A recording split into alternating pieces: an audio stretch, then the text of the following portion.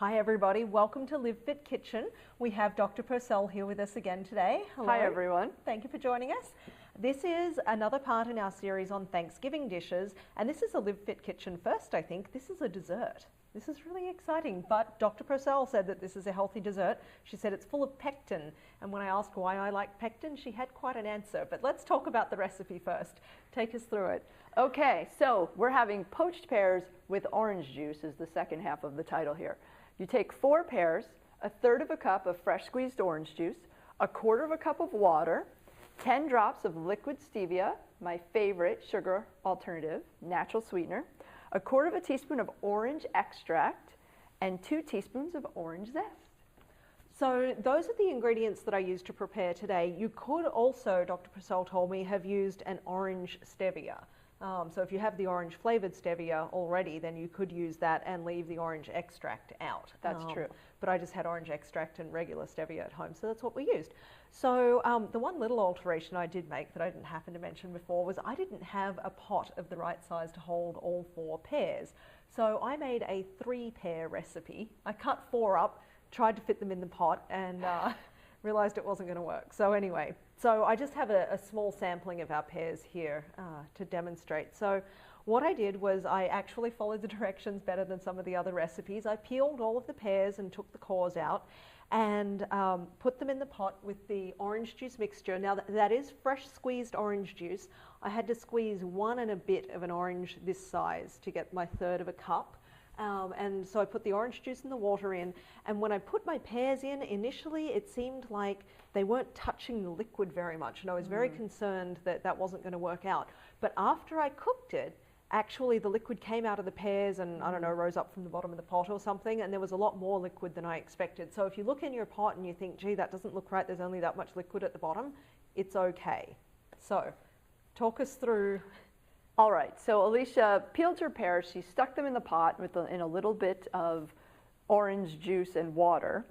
And what my recommendation is for you to collect the orange zest from the rind of the orange before you squeeze the juice. So it's just a little bit getting a little bit ahead of yourself, because once you squeeze the orange, it's going to be very difficult to get the zest off the skin. That makes sense. I actually had to grab a different orange because I looked at my squeezed skins and I was like, this is not going to work very well. And actually, just on zesting, I don't own one of those fancy little zesters. I used the microplane cheese grater that I haven't used for cheese in forever, but I used that to zest my orange. And I hope you can see on the camera here, I took just the orange part of the skin. Don't get any of the white. Apparently that doesn't taste as good. That's true. The white of the orange actually is very nutritious. It's called the pith. P-I-T-H, and it's filled with bioflavonoids. However, it tastes a little bit bitter. And so for our purposes and for this recipe, the best thing to do is just to grate off the orange part of the skin. And actually the microplane that you used is the perfect way to get the zest. If you use one of those more expensive zesters, or I don't even know what the term is, they actually don't work as well as the microplane. So happy coincidence. Okay, so did I put my stevia in? I can't remember now. Did I put that in with the water and the orange juice? You really need to. You really need to create this nice, delicious tasting soup that you're going to poach or steam the pears in. Because then the moisture comes out of the pears, the liquid goes into the pears, and then it becomes this nice symbiotic kind of gelatinous soup. So I cooked it covered. The recipe said 10 to 15 minutes. I think that my pears were not quite as ripe as they could have been. They felt like they were going to be ripe, and then they just weren't as ripe as I thought. So it actually took my slightly less ripe pears closer to 20 minutes, to get to, the recipe said until they're soft. So, you know, when I could poke a fork in and they were, you know, very tender, but definitely nowhere near falling apart, I considered them done and took them out. And then we make sauce. That's right. So Alicia takes the pears out of the pot, and then the liquid that's left in there, we then add the zest to. So everything goes into the pot except for the zest. The zest goes in at the end. Okay, so I took my pears out, I added my zest. I used 2 full tablespoons because I love a good strong flavor, and so that's teaspoons, I'm sorry, not tablespoons. I take that back. 2 teaspoons of zest. It was most of the skin of this orange. You can see there's only really a little bit of it left there. So I put the zest in and I turned the heat up a little bit so that it would reduce down, and then poured it into my little container and put it in the fridge for a couple of hours.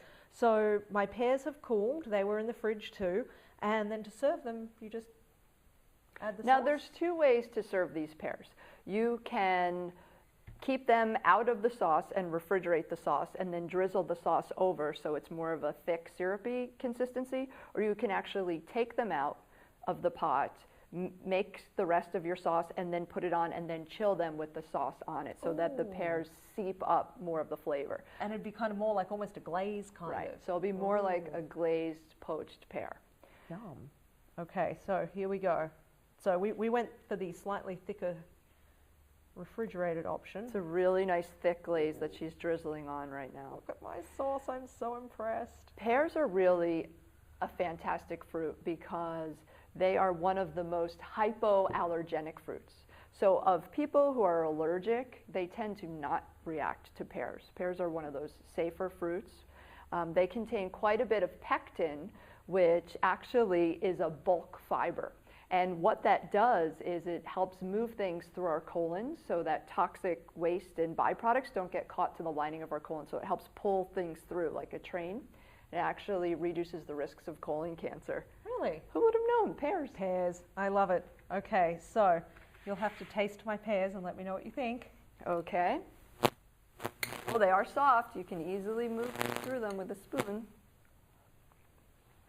Mmm, good. Very good. orangey. Oh, I'm so excited. The zest does it. And sweet from the stevia. Very boy. nice. Oh, let's finish it before Jason turns the camera off and wants some. Thank you for joining us.